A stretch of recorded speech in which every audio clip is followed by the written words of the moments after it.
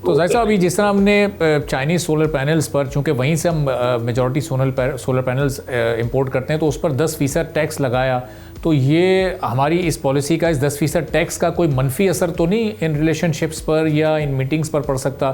جب American president نے پوری دنیا کے ممالک پر یہ ٹیرف عائد کیا تھا تو کسی نے بھی اس کو ویلکم نہیں کیا تھا، تو یہاں پر اپنی مینوفیکچرنگ یا اپنی پروڈکشن کو بڑھانے کے لیے سولر پینلز پر ہم نے جو امپورٹڈ ہیں اس پر ٹیکس لگایا ہے، تو یہ کہیں منفی طور پر تو نہیں اثر انداز ہوگا؟ نہیں، ہم نے وہ ٹیکس جو لگایا ہے وہ سیلز ٹیکس ہے، وہ ٹیرف نہیں ہے.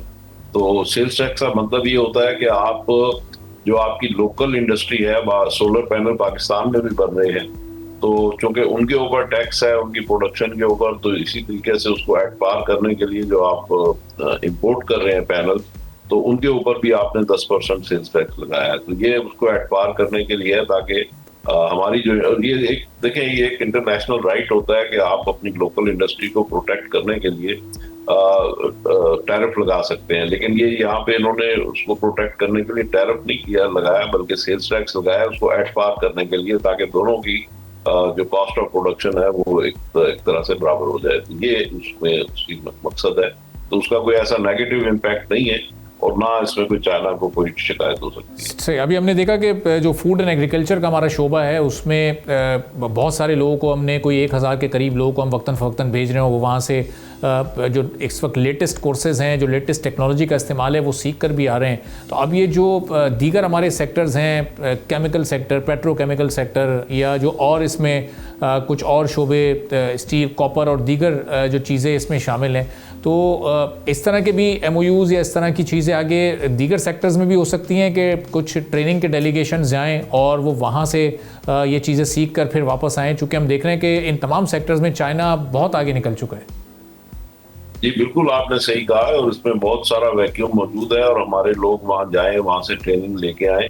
کیونکہ ہم دیکھیں ابھی تک کوئی 25 سال 50 سال پرانی زراعت کے حساب سے اگر ہم بات کریں، تو ایک پرانے سسٹم کے اوپر ہم کام کر رہے ہیں. جو ہمارا کسان جو ہے، جو اپنے باپ دادا سے جو اس نے سیکھا تھا، تو اسی کے مطابق کام کر رہا ہے. تو ابھی بھی ہماری زراعت میں اگر ہم دیکھیں تو اس میں کارپوریٹ فارمنگ ابھی تک ہمارے یہاں نہیں آئی. ابھی تک ہمارے یہاں جو جدید ڈرپ اریگیشن سسٹم ہے وہ ہمارے یہاں نہیں آیا. اسی طریقے سے ہمارے یہاں بیج کا جو سلسلہ ہے، بیج کی ہم نے پراپر ڈیولپمنٹ نہیں کی، اور اس کو پاکستانی انوائرمنٹ کے ساتھ ہوموجنائز نہیں کیا. اسی طریقے سے پیسٹی سائڈ کے ایشوز ہیں، پھر زمین کے ایشوز ہیں کہ زمین کو اپنے چھوٹے چھوٹے جو خاندانی وراثت ہوتی ہے اس کی وجہ سے چھوٹے چھوٹے ٹکڑوں میں بانٹ دیا ہے.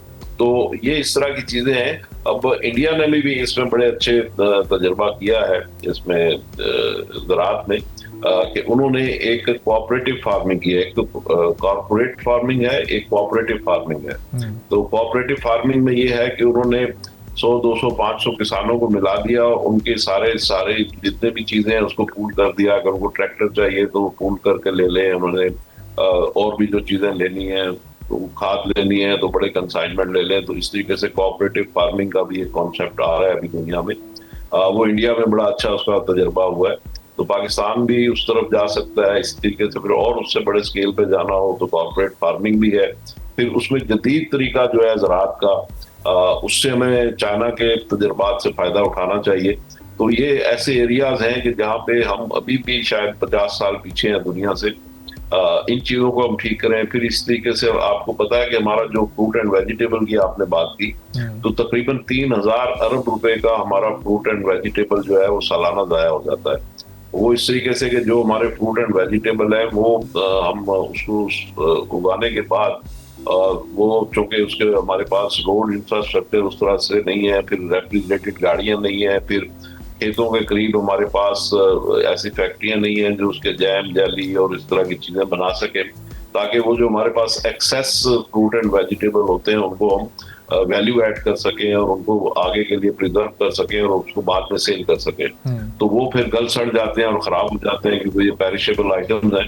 تو وہ بھی ہمیں میکینزم بنانے کی ضرورت ہے. تو اس میں ہمیں خاصی انویسٹمنٹ کی بھی ضرورت ہے. اور ہمارا جو بینکنگ سسٹم ہے وہ آپ کو پتا ہے کہ آج کل بڑا اسٹرانگ ہے، روبسٹ ہے. تو ان چیزوں ادھر بھی ہمیں ان کو انکلائن کرنے کی ضرورت ہے. تو یہ سارے ہمارے جو ہے نا پالیسی کے ایشوز بھی ہیں، اور اس میں پرفارمنس کے ایشوز بھی ہیں، انویسٹمنٹ کے ایشوز بھی. سبسکرائب کریں اور بیل دبائیں تاکہ کوئی خبر رہ نہ جائے.